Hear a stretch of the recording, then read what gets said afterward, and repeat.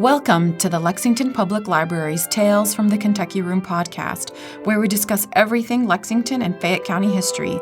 I'm Mariam, and in each episode of this podcast, we will feature a guest that will share a piece of local history. So thank you for tuning in and enjoy.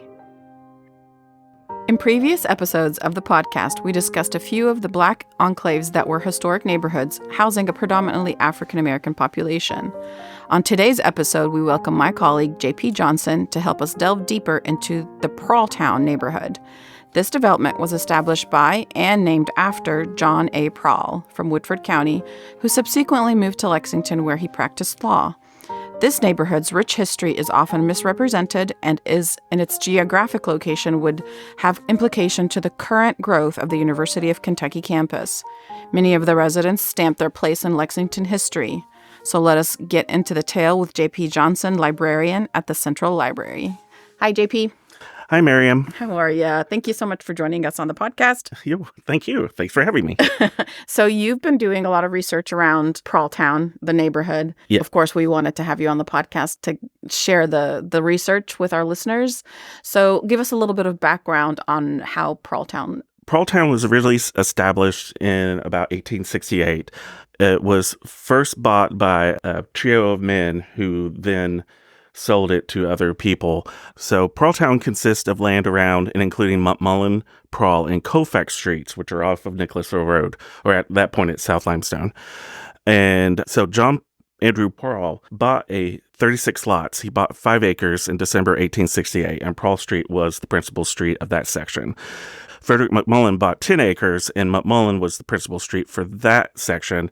And then Willard Davis, who was the founder of Davis Bottom, bought 43 lots in and around Colfax Street. There isn't any research why they settled on Prall being the name of it, other than John Prall also owned land adjacent to the properties where he lived when he lived in Lexington. And that area is now the Bosworth Hall, what used to be the Lexington Seminary. Okay, at the University of Kentucky. Yes. Yeah. So give us, again, some background on John Andrew Prall. He was a pro-union person but also owned slaves. Yes. So John Prall, very common for the time to be both pro-union and owning slaves. He was a Bourbon County, Kentucky senator. He was a pro-union supporter, a slave owner, but he was one of 2 senators in Kentucky who opposed black men enlisting as Union soldiers. He thought that it would upset white soldiers and push people away from the pro-union cause. So in 1860, in what was called the United States Slave Schedule, he owned 8 enslaved people in Bourbon County.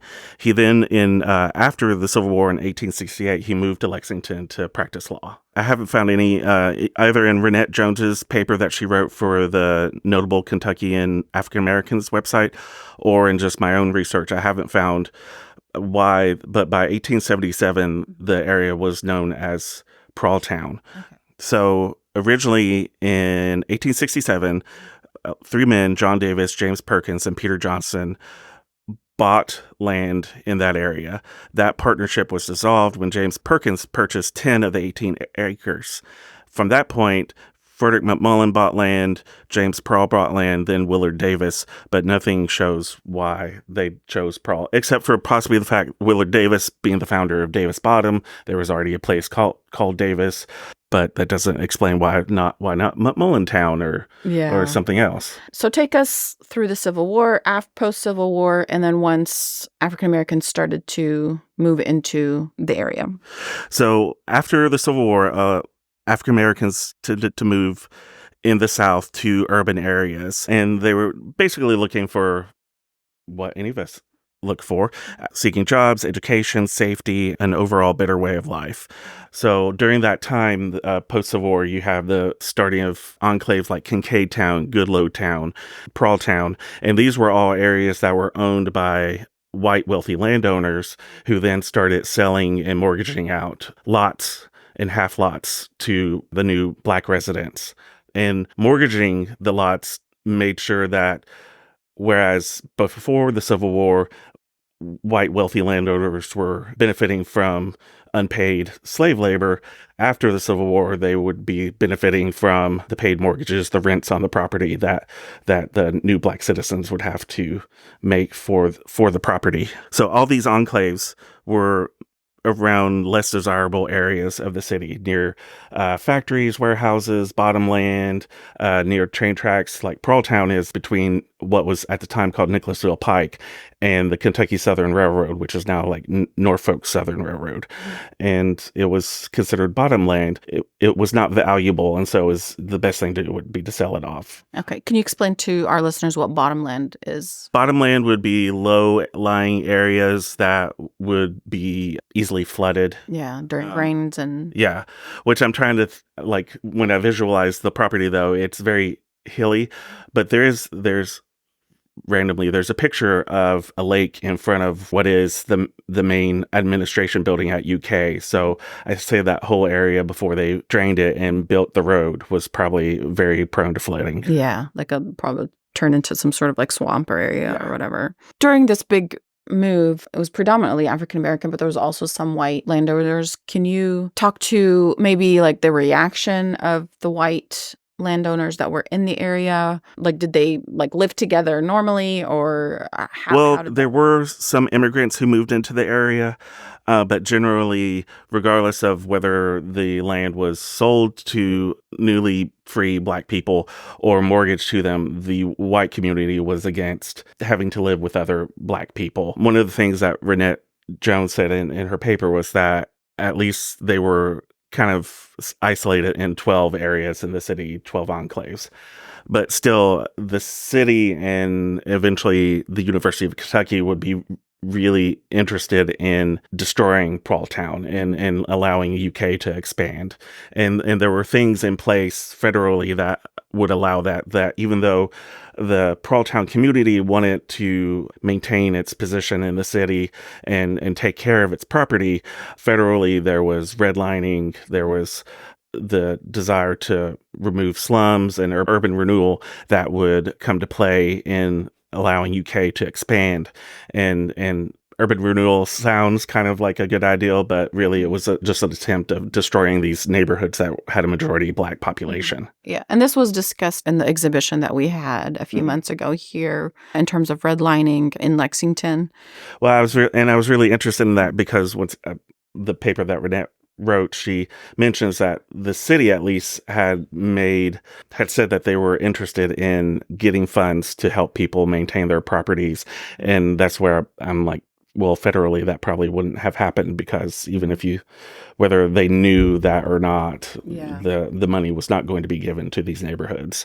And someone in an article said that a lot of our urban renewal was through attrition, where we just leave properties alone until they fall apart, and then there was no investment in it. What about the people that lived in that neighborhood in Pralltown? I know that there's several prominent members of that community. You know, they were tradesmen, very skilled workers. At one point, it was a thriving neighborhood. Mm-hmm. Pralltown really hit its stride in the early 1900s in the 20th century. So in 1907, there were approximately 137 lots with about 143 homes. Sellers Alley had been added to the back end of the property so that people could stay within Pralltown without having to get out onto Nicholasville Pike. At that time, in 1900, there were 4 jockeys that lived in Pralltown: Frank Buckner Jr., Elijah Nero, Horace Wells, and Price Davis. There were laundresses, servants, railroad employees, cooks, and day laborers, porters, bricklayers, ministers, shoemakers, and barbers. And it was really its own. One of the things I've noticed about the Black Enclaves is that they're really self-sufficient and self-contained within their borders. Pleasant Green Church was there, which Pleasant Green was an area just to the west of between Pralltown and Davis Bottom. And of course, one of the thing that most attracted me to Pralltown is James Herndon, Sweet Evening Breeze, who lived on Prall Street and is actually currently one of 2.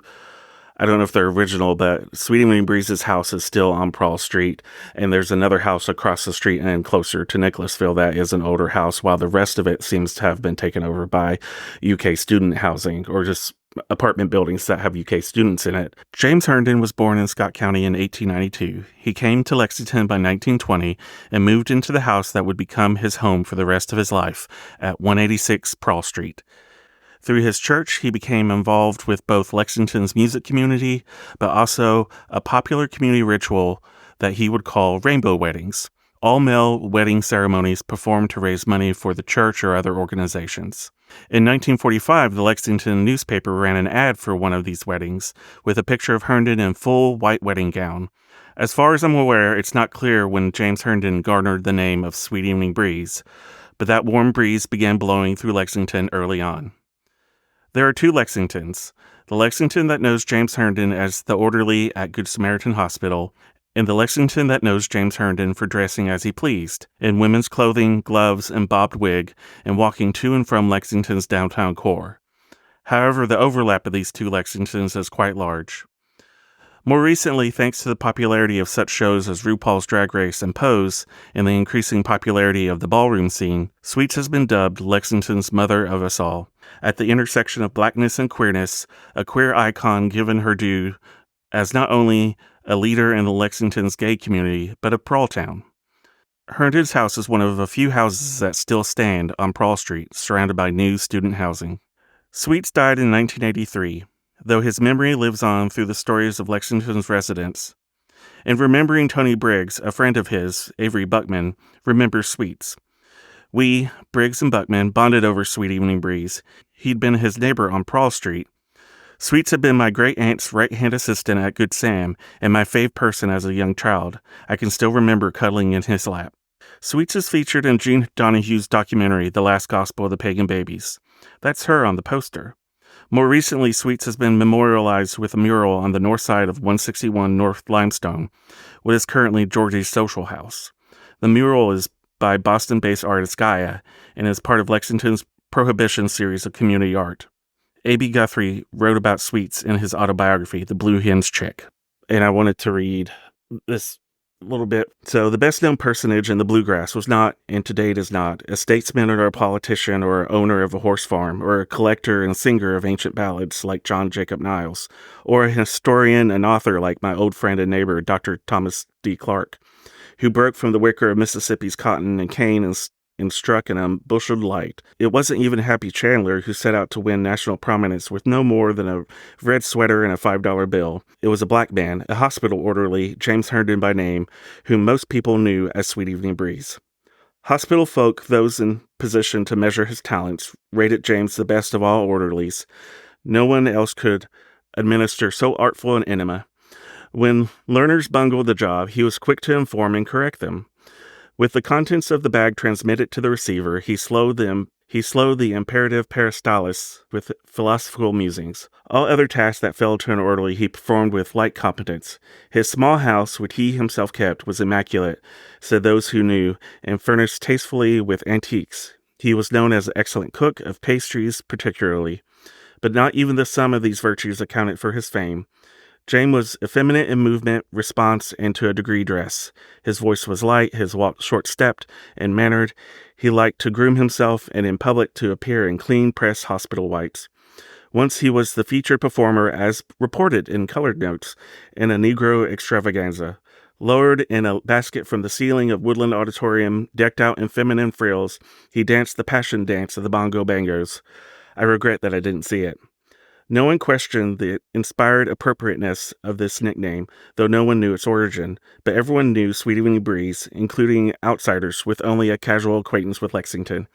It came to pass by the sworn word of witnesses that in the days of Dud Veal as city detective, James was brought to the station house for an offense imagined or real. One of Dud's fellow sleuths was Joe Harrigan, who was a shade the more literate. Dud took the arrest blotter and laboriously began making the entry. Then he looked up at Harrigan. "I don't know what to book him for," he said. Harrigan chewed on a cigar and sized up James. "Book him," he said, "for being a goddamn proverb."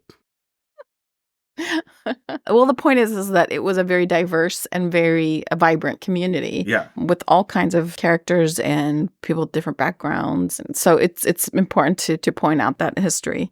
So Renette is the first person to actually say that Sweet Evening Breeze was sort of a community leader.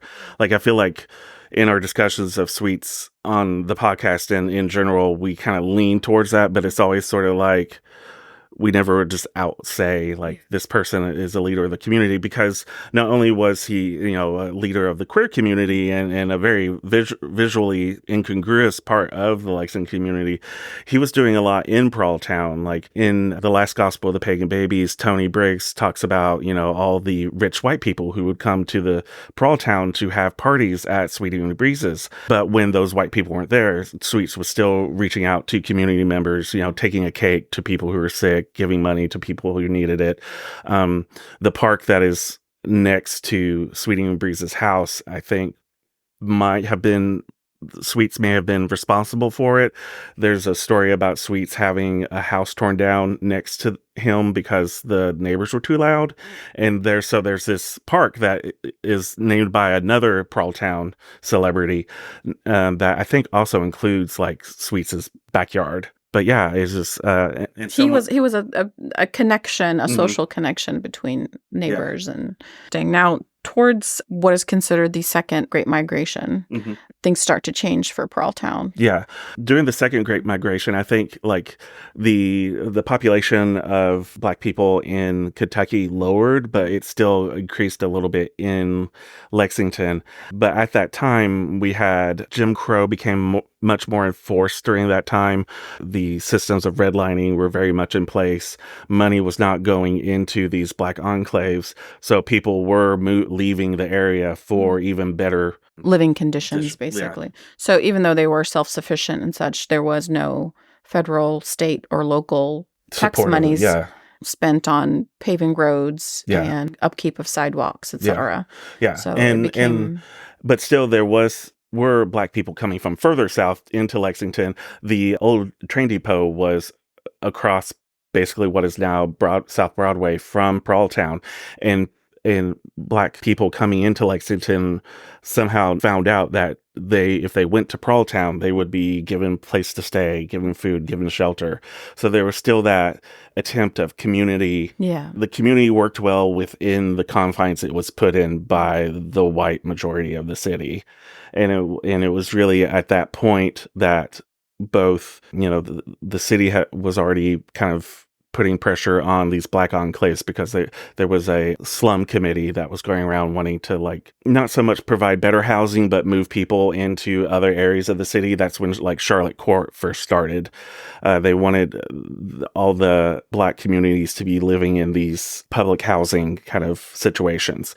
And the slum committee was really working in the University of Kentucky's favor, because the university wanted to expand, and the easiest way to expand were these places that were already, whenever they were discussed, they were not considered not communities but slums. Yeah. And once they are become considered slums, then they could easily be condemned by the city, and therefore, sold at a very and this came to the university. Yeah. And this came to a head in 1953 when they really tried to push for expanding the UK into Pralltown. And the community came together and pushed back against the slum committees and urban renewal. And Pralltown was really considered a failure of urban renewal because they didn't get to kick people out. Like the community came together and we're like, you're not telling us where you're going to put us or what kind of housing there's going to be. And they really pushed back. And that I find amazing. So in the 60s, Pralltown was considered a failure of urban renewal, even though in the 60s also the urban renewal sort of machine started picking apart other places in town. And in the 60s, in 69, UK said that they were going to get rid of their Pralltown property. They had bought some property there, and like they created a parking lot, and I think they were going to extend the College of Education into Pralltown. And there is some of that, I think, there. But in 69, they said that they were going to divest of that because there was such a pushback from the community that they wanted to try to help to save Pralltown. Yeah. Didn't work very well. Yeah. Burnett calls it the dismantling of Pralltown, and it really started probably in the 30s and just kept piece by piece being picked apart until now. Like I said, on Pralltown itself, there's 2 old houses. I haven't been as much on Mullen and Colfax, but I feel like, to my knowledge, all the housing there is rentals. And that's really kind of, we see the same thing in the East End, where there are original houses there, but they're all rentals. They're all owned by our current day John Pralls and Frederick McMullins who benefit from rents and mortgages and things like that. We probably should have done this at the beginning, but give us a geographical, just approximation of where Pralltown is as to current day so that our listeners can understand where it is exactly. Okay. So Pralltown is the area that is called Pralltown is across the street from Memorial Hall. So it's 3 streets that run perpendicular to Nicholasville Road, South Limestone, and the railway is still there between Nicholasville Road and South Broadway, and it's directly across the street from Memorial Hall. Then across, there's the education building. Yeah.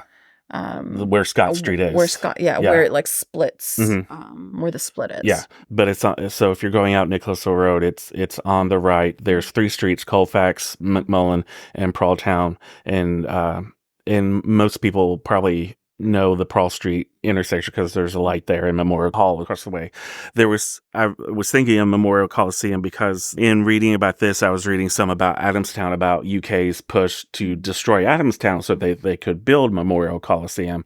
And then within a decade or two, the city decides to build Rupp Arena. Yeah. And so there's typically this push to destroy Black Enclaves with really no long-term view of anything. So in talking about Adamstown, this references an article by Tom Eblin, and it was just Adamstown was a predominantly Black neighborhood that both private landowners and the university had long sought to displace in favor of higher and better uses. And that's something that you see in the discussion of redlining in general, is that there's this push for a cleaner city, for that the slums are full of diseases and crime, and really it's just typically Black people living their own lives. And well, they got that way because there is no investment in those, and it's not because of the residents; it's because of the lack of investment from the city. Yeah. What is the status of Pralltown now? Is there a historical marker to mark the area, or no? The only thing that really marks the area, there's not even Sweet and Breeze's house is occupied. I think it's a rental, but there is a park there. It's Lou Johnson Park. Lou Johnson is another famous Pralltown person. He was the first Black man from Lexington to play in a Major League Baseball team. Yeah. And the park there was named after him. It was originally just the Pralltown Park. Probably after Sweetie and Breeze, the next most famous person nationally from Pralltown is Lou Johnson. Lewis Brown Johnson was the first African American from Lexington to play Major League Baseball. In 8 years in the majors, Sweet Lou had a career average of .258 with 48 home runs. But he achieved lasting greatness in 1965 when he starred for the Dodgers in the World Series. In a 7-game series against the Minnesota Twins, the left fielder hit .296 with 2 home runs and 2 doubles. His 4th-inning homer off Jim Catt in Game 7 was the only run Sandy Koufax needed in a 2-0 Dodgers win. Born in Pralltown, Johnson attended the Old Dunbar High School. He played for the semi-pro Lexington Hustlers and minor league Lexington Colts. He made it to the majors in the 1960s with the Cubs after a stint with the Negro League team, the Indianapolis Clowns. Johnson was honored first in 1978 with the naming of a park in Pralltown, Lou Johnson Park. Then in 1998, the city named a T-ball league after Johnson. And finally in 2004, the city dedicated a street adjacent to Pralltown and about 100 feet from Johnson's childhood home as Lou Johnson Way.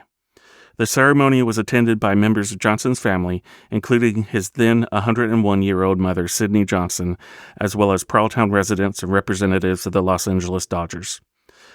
Sweet Lou helped shape the dreams of an entire generation, said then Mayor Teresa Isaac, who dedicated the street. He died in 2020, and I think it was, at the time, the park was kind of seen as the example park that all the other parks were supposed to be based on.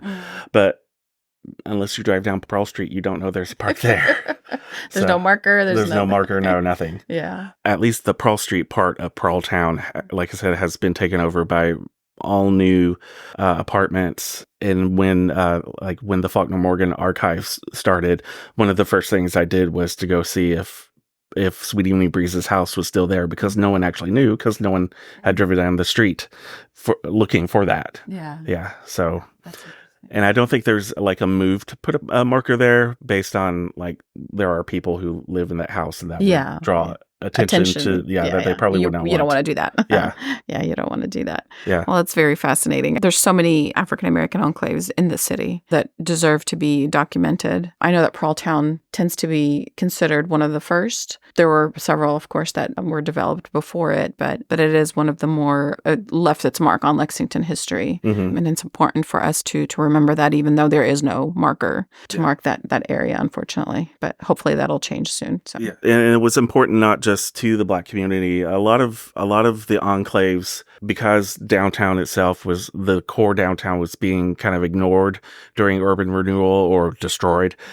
A lot of the Black enclaves are important to sort of your alt-left kind of white community as well. There was the Pralltown Cafe that there were bands that played there. And in the 80s, that was sort of the center of the punk scene, because during the day, it would just be a regular cafe. But at night, bands like the Veil of Tears, that was headed by Tony Briggs, who was a Pralltown resident, would go and play punk music. And you'd have all these punks just kind of dancing, and and that's something that has happened as long as an area is being sort of ignored by the reputable Lexingtonians.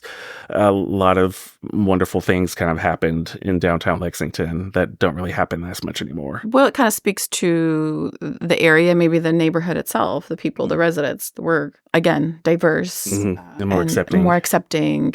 When I met Tony Briggs, he was the owner of Ye Old Bookshop next to what is now the Fish Tank at the corner of Euclid and Woodland Avenues. My partner at the time and I would go there to look for rare music magazines featuring artists that we were into at the time. Briggs brought music to the lives of a lot of people in Lexington. Tony was born in Pralltown and was a neighbor of Sweet Evening Breeze. As lead singer of the 80s punk band Veil of Tears, Tony brought punk music to Pralltown, with different bands performing at the Pralltown Cafe. In 1983, Todd Fleffman wrote about how the Pralltown Cafe was quiet during the week. But come the week, the quiet little establishment nestled snugly and almost unnoticeably among the small, narrow houses on Pearl Street undergoes a transformation, becoming the hangout for Lexington's new music scene. It is then that the color, fashion, and sound of the local new music crowd overruns the usually empty structure and fills it with an aura more like a modern big city night spot than a neighborhood cafe. Most of, quote, them, unquote, turn out decked in a wide array of punk chic. Black leather, spiky wristbands, miniskirts, fishnet stockings, heavily painted faces, and lopsided hairdos. The punk scene came to Pralltown on May 26, 1983, when Briggs's Veil of Tears and the Plastic Fangs first descended on the cafe. The gigs were arranged by Briggs, who grew up right around the corner from the cafe. Describing the reaction of longtime Pralltown residents to the scene, Fleffman writes, even 90-year-old Marcus Wilson, a toothless old gentleman wearing a beat-up brown fedora and taped-up black-framed spectacles, his foot lightly tapping to the music, can be found making the scene most weekends. I've been here when there wasn't no music, and I've been here when there was music, said Wilson, taking time out from his cigar and beer. I like the music, and that's why I'm here now. In 2020, a Herald Leader contributor wrote, to call Briggs an enthusiast of his craft misses the point. When he was on stage during the punk heyday of Veil of Tears, he lived the music he performed. He inhabited its drive, fury, and vision. Off stage, however, Briggs was completely disarming. His demeanor was gracious and upbeat to the point of being enlightened. Admittedly, Briggs could be very plain speaking, but that never translated into behavior that was coarse or off-putting. Charles Fegan wrote this about Tony Briggs when Tony died in 2020. It was in the early 1980s, and I had just started listening to some punk music after reading a glowing review of The Clash's London Calling. I was working a summer job in Lexington, spending a lot of time at Cut Corner and Bears Wax Records. To make a little extra money, I also donated plasma twice a week. One day, while I was at the Plasma Center and wearing buttons for some punk bands, probably The Clash, X, Talking Heads, Tony Briggs saw the buttons and started talking to me about music. He invited me over to his house and fixed me a bacon cheeseburger and told me about this new club in town. He gave me some homemade independent music magazines and told me about a band playing there soon. I met him at Club A Go-Go for my first punk concert, DOA, a hardcore band from Canada. It was an amazing show. My ears were ringing for several days afterwards. I made frequent trips back to the club and heard many great bands. It was there that I first heard Jason and the Scorchers playing their first show outside of Nashville. It was there and at various other clubs that I followed: Jefferson Davis Inn, Pralltown Cafe, Cafe LMNOP, Rockledge, that I saw many great bands and met many wonderful people that I am honored to call friends. Throughout all the different clubs and different local bands on the scene and touring bands that came through Lexington, Tony was always around when there was hard rocking music to be heard. I later discovered that he had been instrumental in bringing a lot of out-of-town bands into Lexington and developing the local music scene, including being the lead singer in several bands himself. And as loud and hard-rocking as his music was when he was in a band, in person he was as kind and generous as anyone I've ever met. He was going to be presented with a Lifetime Achievement Award from the Lexington Music Awards on January 26th. So much of the music I've listened to over the past 40 years and so many of the people I've met, I never would have known had I not met Tony. Thank you for so many great experiences and memories. Godspeed, my friend. On January 26, 2020, just 8 days after he died, Briggs was recognized for his Lifetime Achievement by the Lexington Music Awards. He was a figurehead of the local rock community with a performance history of over 3.5 decades. An interview with Briggs and footage of him performing in Lexington with the Velvet Tears can be seen in Gene Donahue's documentary on queer Lexington history, The Last Gospel of the Pagan Babies. Thank you so much, JP, for joining us on the podcast. We appreciate all the research you put in. We hope you come visit us again on the podcast. Thanks for having me.